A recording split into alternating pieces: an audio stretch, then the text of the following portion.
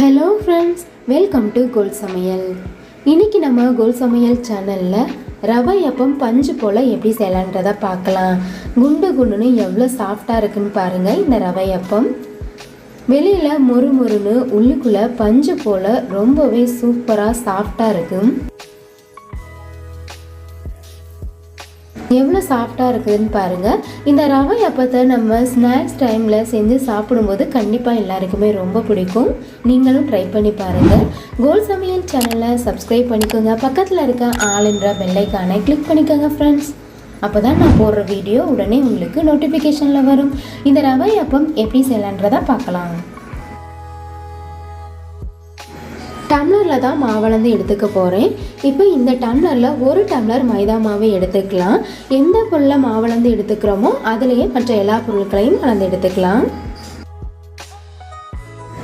அதே டம்ளரில் ரவை அரை டம்ளர் எடுத்துக்கலாம். ரவை சேர்த்து பண்ணும்போது நம்மளுடைய அப்பம் இன்னும் மொறு மொறுன்னு இருக்கும்.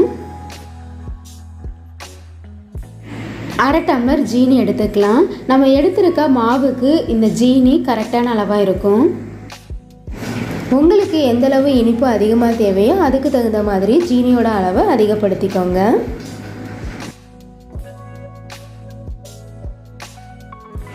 இது கூட சுக்குத்தூள் 1/4 ஸ்பூன் சேர்த்துக்கலாம். சுக்குத்தூள் ஆப்ஷனல் தான். அரை ஸ்பூன் ஏலக்காய் தூள் சேர்த்துக்கலாம்.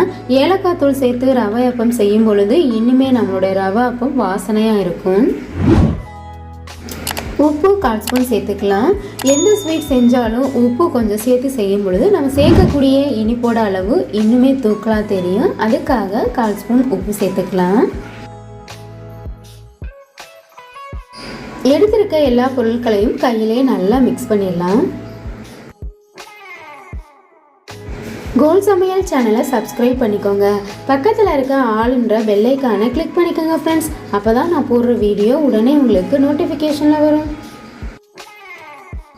இப்போ எல்லா பொருட்களையும் நல்லா மிக்ஸ் பண்ணியாச்சு. இது கூட கொஞ்சம் கொஞ்சமாக தண்ணி சேர்த்து நம்ம மாவை பிசைய ஆரம்பிச்சிடலாம்.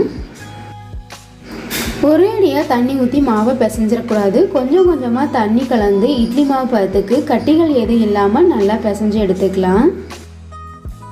இப்போவே தேவையான அளவு தண்ணியே சேர்க்கக்கூடாதுன்னா ஏற்கனவே நம்ம ஜீனி சேர்த்து மிக்ஸ் பண்ணிட்டோம். அதனால் மாவு இன்னும் கொஞ்சம் தண்ணி விடும். மாவை பிசைஞ்சதுக்கு அப்புறமா அரை மணி நேரத்துக்கு மூடி போட்டு அப்படியே வச்சிடலாம். அரை மணி நேரம் மாவை ஊற வைக்கும் போது நம்ம சேர்த்துருக்க ரவை நல்லா ஊறிடும்.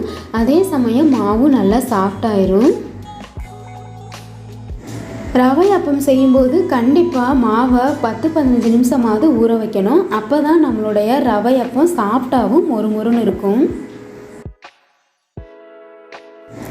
ஈவினிங் டயத்தில் ஈஸியாக ஸ்நாக்ஸ் செய்யணும் அப்படின்னா இந்த மாதிரி ரவை அப்பம் செய்யுங்க. கண்டிப்பாக எல்லாத்துக்குமே ரொம்ப பிடிக்கும். கடைகளில் கிடைக்கிற மாதிரி டேஸ்ட்டும் அப்படியே இருக்கும். எல்லாருமே விரும்பி சாப்பிடுவாங்க. மாவை கட்டிகள் ஏதும் இல்லாமல் இட்லி மாவு பதத்துக்கு நல்லா பிசைஞ்சு எடுத்தாச்சு. இந்த மாவை அரை மணி நேரத்துக்கு மூடி போட்டு அப்படியே மூடி வச்சிடலாம். அரை மணி நேரம் ஆயிடுச்சு. மூடியை ஓப்பன் பண்ணி பார்த்துடலாம். நம்மளுடைய மாவு ஊறி நல்லா கெட்டி ஆயிடுச்சு பாருங்கள். ரவையெல்லாம் நல்லா ஊறிடுச்சு. இப்போ இந்தளவு இருக்கனால நம்ம அப்படியே அப்பம் ஊற்ற முடியாது. இப்போ தேவையான அளவு தண்ணி சேர்த்து தோசை மாவு பதத்துக்கு நல்லா கட்டிகள் ஏதும் இல்லாமல் கரைச்சி எடுத்துக்கலாம்.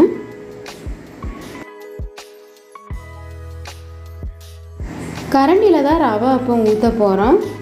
மாவை இப்போ இந்த அளவுக்கு கரைச்சி எடுத்துக்கலாம்.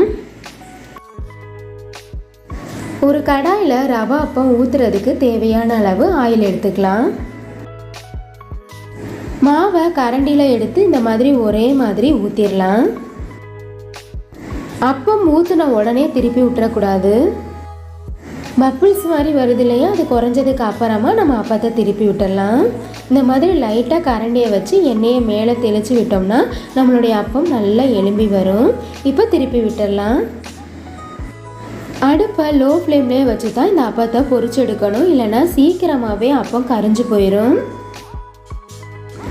ரவை அப்பத்தோட 2 பக்கமும் கலர் சேஞ்ச் ஆனதுக்கப்புறம் நம்ம வெளியில் எடுத்துடலாம்.